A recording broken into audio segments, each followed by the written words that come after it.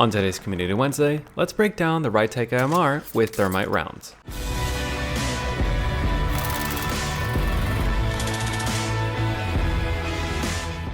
Just like last week's video, the Thermite Rounds change everything about the Rytec, and I highly recommend that you go watch that video before this one since I'm going to be referencing it a lot. So how does the Thermite Rytec compare to the explosive and the normal Rytec?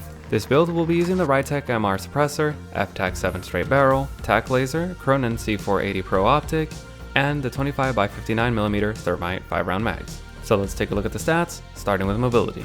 It's going to be getting the exact same terrible mobility stats that the explosive Rytec got.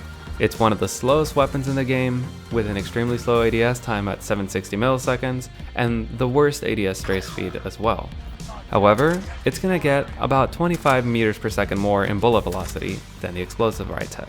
But that's pretty much it. It's going to get a mobility score of 14 instead of 13. Its recoil is actually identical to the explosive Rytec. It's got a lot of magnitude of recoil, but because it's got a slower fire rate than the normal Rytec, it'll be a little bit easier to control. So at max fire rate, you'll be able to use it at 50 meters. Now the damage is where it gets interesting.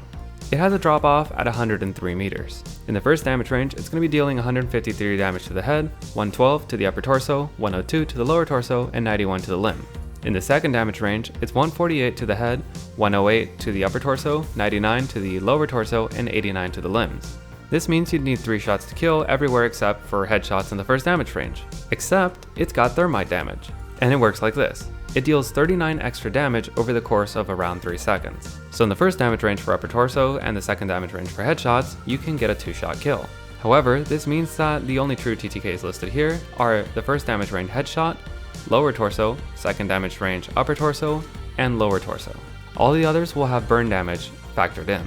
And depending on when you fire, it may be a few milliseconds off.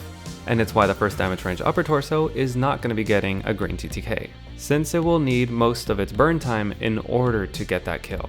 So it's going to take you some time to down someone with a Thermite Rytec, assuming enemies are fully plated. So it's going to get a damage score of 27.5, and when we add it all together, it gets a final score of 62.94.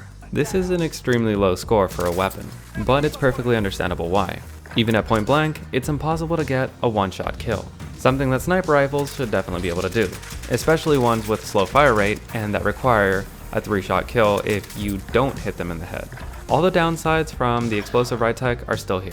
The flinch on the enemy is practically non-existent, and the TTK is just way too long. And it's even worse than the explosive Rytec because at least that one could get 2-shot kills. So much like the explosive Rytec, it fails as an anti-personnel weapon. But at least if you stick someone with it, it's gonna follow them around and burn them, although it's only for 39 damage. And how does it perform against vehicles? Exactly the same as the explosive Rytec. 2 for an ATV, 3 for a TAC rover, 5 for an SUV, 6 for a helicopter, and 9 for a cargo truck. However, sometimes it can be a bit buggy, and it's gonna take an extra shot to go from disabled to destroyed. Despite requiring the same shots to destroy a vehicle though, it's gonna be taking the Thermite Rytec much longer. Because the explosive Rytec just needs to make contact with the vehicle. The Thermite needs to burn. And outside of the ATV, you'll be giving the enemy enough time to evacuate the vehicle before it explodes. So out of the two, the explosive Rytec seems the better option, for both dealing with other players and vehicles. However, I'm going to say the exact same thing that I said in the last video. If you want to use the Rytec, just use the normal Rytec. It'll have much better bullet velocity and bullet drop, making things easier to hit. And in the first damage range, you'll actually be able to get a 1-shot headshot, which means you should be able to put a sniper scope on there since you can get that 1-shot down. And the faster rate of fire also means you can get that 2-shot kill a lot easier at longer ranges. So that concludes the 2 videos on the Rytec conversions. Are they what you expected, or if you've used them recently, does it reflect how it feels to use? And if there's any weapon, build, or part of the game you want to break down, let me know. You may see it on the next Community Wednesday. Thanks for watching.